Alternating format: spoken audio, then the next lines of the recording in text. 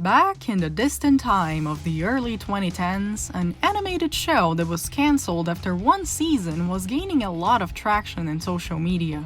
People kept talking about how great the animation was, and how engaging the plot and characters felt, as well as how unfair it was to see it cancelled when it still had so much potential. There were petitions made to revive it, campaigns to spark up interest and get people to support it, but ultimately, no great deal was achieved, even though the series still has a bit of a cult following. I am talking, of course, about Symbionic Titan. And then 7 years later, I decided to watch that one show about cars, and that's where we're at today. I want to talk about Motorcity. Motorcity is a cartoon that aired on Disney XD, and it tells the story of a gang of drivers that fight against the tyrannical ruling of the owner of the rival city. It was created by Chris Pernosky, who is also known for his work on Metalocalypse and Megas XLR, which, if anything, tells me that he is really into both gangs and cars.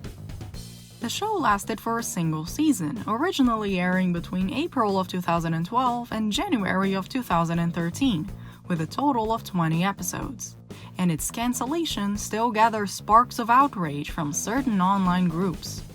On the surface, there doesn't seem to be a lot to talk about.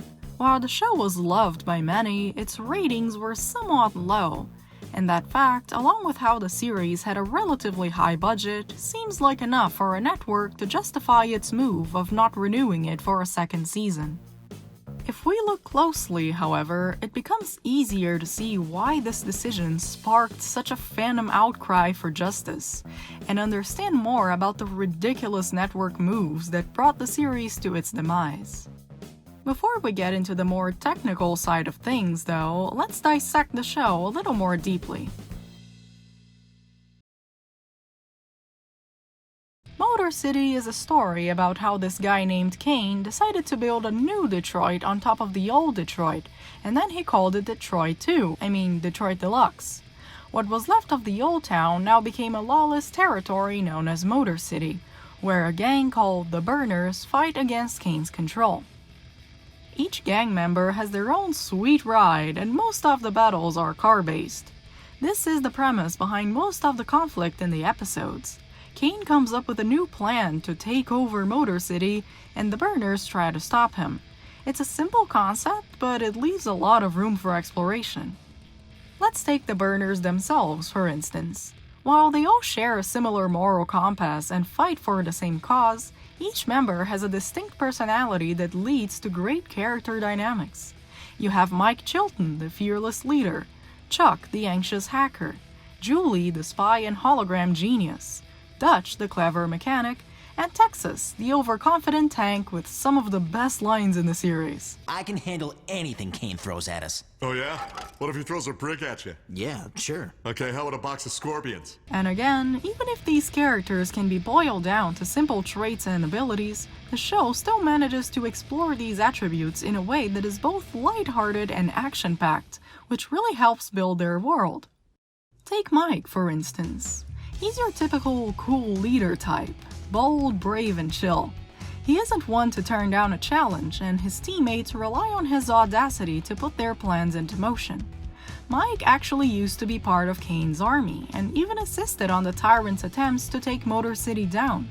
But he quickly realized that he was in the wrong side of history, and decided to dedicate the rest of his life to lead the Burners in their fight for freedom. What makes him such a great leader, aside from his courage and grit, is that he recognizes the best in people even when they can't see their own value. This becomes very clear once we examine his relationship with Chuck, who is best known for being scared of everything.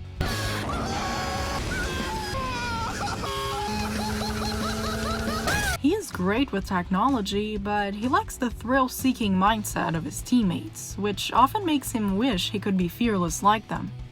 Whenever that happens, Mike is there to reassure Chuck that his position in the group is valued, and that he doesn't have to be an adrenaline junkie to belong. Much like Chuck, the other characters also have their own set of issues to overcome.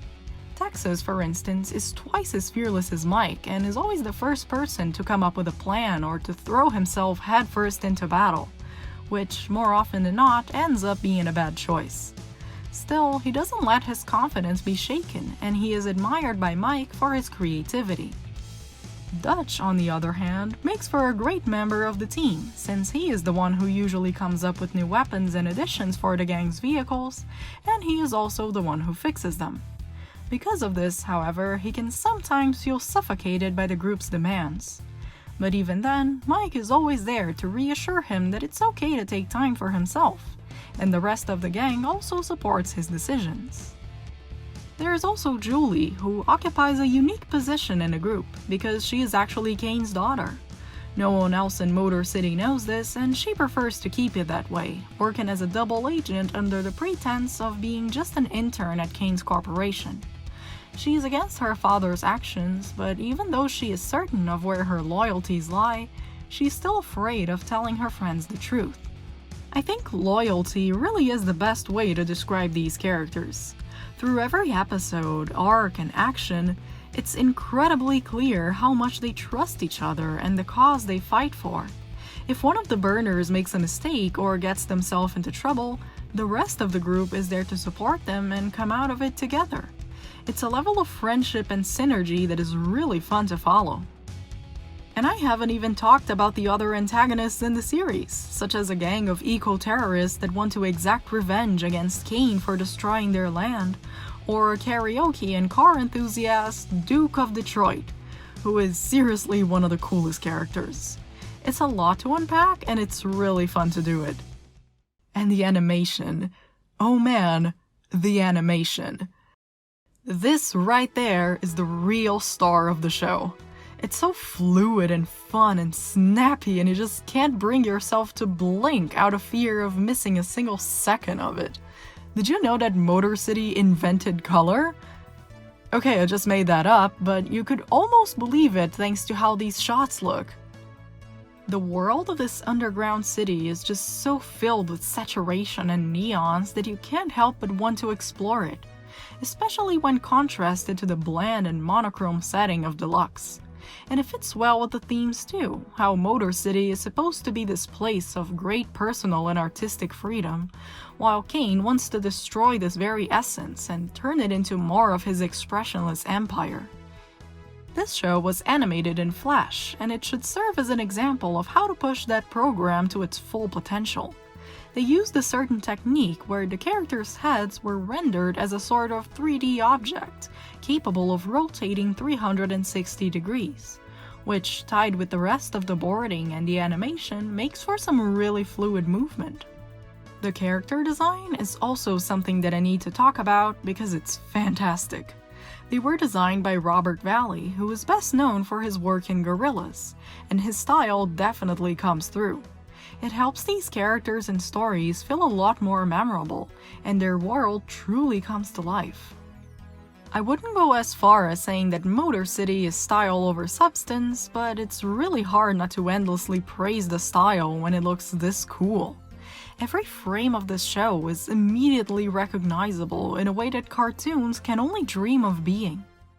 Which makes me understand why so many people were sad to see the show being cancelled. Like I said, the combination of a relatively high budget with low ratings makes for a pretty compelling argument from a network standpoint, but just stating that kind of ignores how poorly Disney has treated this show. For starters, advertising for the series was reportedly scarce, and the airing times for new episodes were also unpredictable, changing within the days of the week and the precise hour of the premiere. It was also given a morning slot, which isn't exactly primetime television. Still, the series had gathered quite a following, especially online. The artists who worked on the show had a great relationship with its fans, interacting with fan art, responding messages, running blogs, and even organizing meetups. Just as the show was gaining a bit more traction, though, it went on hiatus between July and October of 2012. Which ended up killing the hype. To make matters worse, some of the episodes were leaked online, thanks to a mix-up with the channel's app making said episodes available before their time. They were quickly taken down, but by then the damage had already been done. And then, when the show came back from hiatus, it was by officially airing the leaked episodes, which the fans had already seen. But the worst part of this whole process was how Disney XD aired the episodes in a completely different order than production. I can't grasp this decision. Sure, the first and final episodes are still in place, but basically everything else was scrambled. It's not like the show is high on continuity or anything, and Disney at least had the decency to air the episodes introducing new characters before the ones where those characters come back, but they're messing up the flow of the narrative regardless. Take the episode Vendetta, for instance. It explores Mike's backstory from before he joined the Burners, and forces us to confront the full scope of the atrocities that Kane was willing to commit. Titmouse Inc., the studio behind the show, wanted to air this episode as the 10th in the series, serving as a nice halfway point. It expands our knowledge of a well-established character and suggests that the series might explore questions of deeper moral value. By that point, we would have been familiar with Mike and his relationship with the Burners, as well as gotten glimpses of Kane's true madness before exploring it with a little more depth. What did Disney do? They moved it up to episode 6 and made every other episode before that one about secondary character introductions. So we have spent 5 episodes getting to know characters that might come back, and a lot less time devoted to, I don't know, the focus of the episode. Since the previous episodes had been based around getting to know new characters, by the time episode 6 comes along and says that it's been a full year since Mike joined the Burners, your first reaction is, wait, what do you mean a year? We just got here. It gives you no space for the world of the series to sink in, and it just feels like a rushed mess. Besides, by moving this episode up to number 6, they had to move other episodes around too, meaning that they ended up delaying the return of characters that had been introduced previously. As for the rest of the cast, their character arcs now lose any sense of progression, because they keep flip-flopping between lessons they had already learned.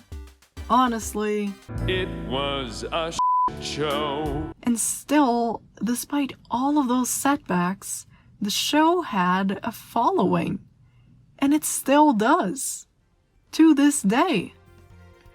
A year ago, when a video for the show was released on YouTube, over 1,000 fans left comments with the hashtag #FightForMotorcity as an attempt at gathering attention and possibly reviving the series. Motorcity still lives, even if not officially. I'm glad I watched this show, even if it took me 7 years to do it. If you decide to watch it too, then you are in for a mighty fun ride. Thank you for watching. Well, hello there. It was very nice of you to watch this video. If you have enjoyed the video, you can do those cool things such as clicking the like button, subscribing to the channel, and clicking the notification bell too. You can also follow me on Twitter and share this video with your friends. If you really like what I do, you should consider supporting me on Patreon. I have linked it down in the description and I highly recommend you check it out. Feel free to leave a comment down below, especially if it is about how much you love Motorcity. Thank you so much for watching, and I'll see you on my next video. Bye!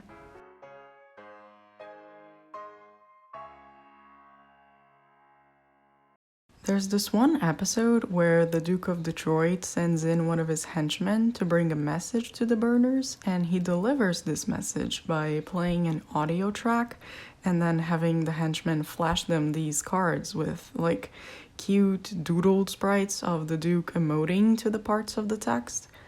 So what I'm saying is, basically, the Duke of Detroit would make a good YouTuber